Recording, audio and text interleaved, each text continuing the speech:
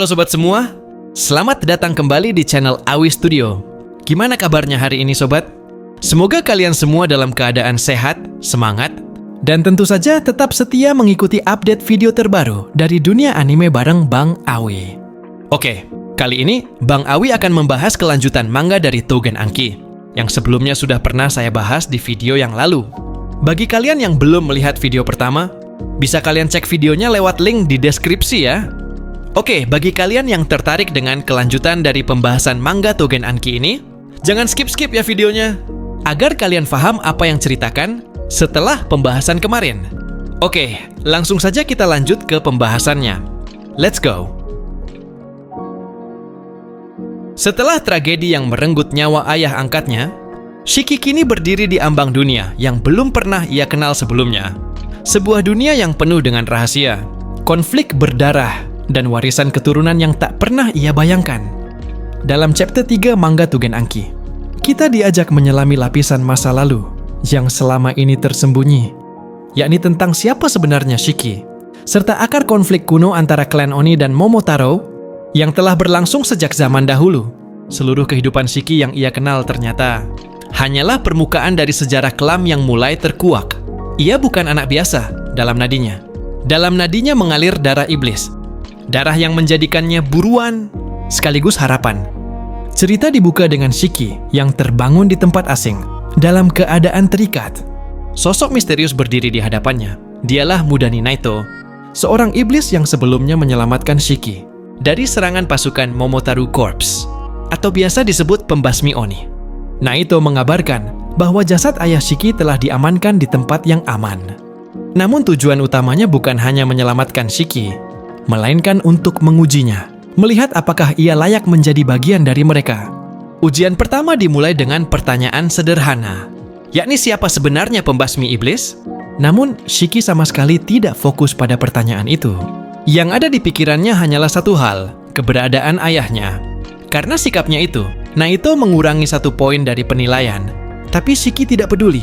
Ia justru menuntut untuk dilepaskan, dan akibatnya kembali kehilangan 1 poin.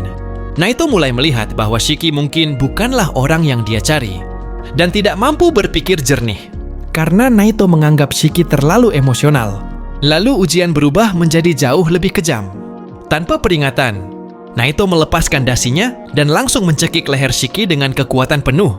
Dalam kondisi sekarat, Shiki dipaksa untuk bertahan hidup. Orang akan melakukan apapun agar tidak mati, kata Naito. Jika kau tidak mau mati, lakukan sesuatu. Desakan hidup atau mati itu memicu perubahan drastis pada Shiki, yang mengakibatkan darah iblis dalam dirinya bangkit. Ia berubah wujud menjadi iblis, namun kehilangan kendali sepenuhnya. Dalam hitungan detik, Naito berhasil mengalahkannya dan memaksa Shiki kembali ke wujud manusianya. Saat Shiki terbangun dalam keadaan bingung, Naito menjelaskan bahwa darah iblis adalah kekuatan besar, namun hanya berguna bila bisa dikendalikan. Ia sendiri adalah buktinya. Ia bisa bertarung dengan darah Oni tanpa kehilangan kendali. Shiki kagum akan kekuatan Naito dan memohon untuk dijadikan muridnya. Bahkan ia bersujud, namun ditolak mentah-mentah. Naito menilai Shiki terlalu labil, terlalu mudah terbawa emosi. Kau bukan orang yang berguna, katanya dingin. Shiki pun marah dan kecewa. Tapi saat Naito memperlihatkan sekilas cara ia menggunakan darah iblis, Shiki mulai menangkap sesuatu. Ia pun mencoba menirunya. Tanpa peringatan, ia melancarkan serangan mendadak. Naito, yang sempat memprediksi berbagai kemungkinan serangan, justru terkejut karena prediksinya meleset. Pada waktu itu, Shiki untuk pertama kalinya berhasil menggunakan darah iblisnya dengan benar. Dia menciptakan senjata api dari darahnya sendiri, dan pada akhirnya memicu ledakan yang dahsyat. Ledakan itu kemudian mengguncang tempat mereka dan menyisakan pertanyaan besar, yakni apakah kemampuan ini cukup untuk membuat Naito mengubah pendiriannya? Apakah Shiki akhirnya akan diterima sebagai murid dan mendapatkan kesempatan untuk belajar mengendalikan kekuatannya, yakni demi membalas kematian ayahnya? Jawabannya akan kita temukan di chapter selanjutnya. Jadi, jangan lupa untuk terus ikuti pembahasan manga Tougen Anki berikutnya.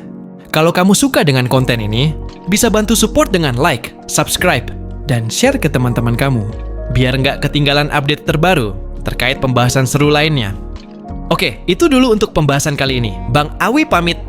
Dan sampai jumpa di video selanjutnya. Peace out.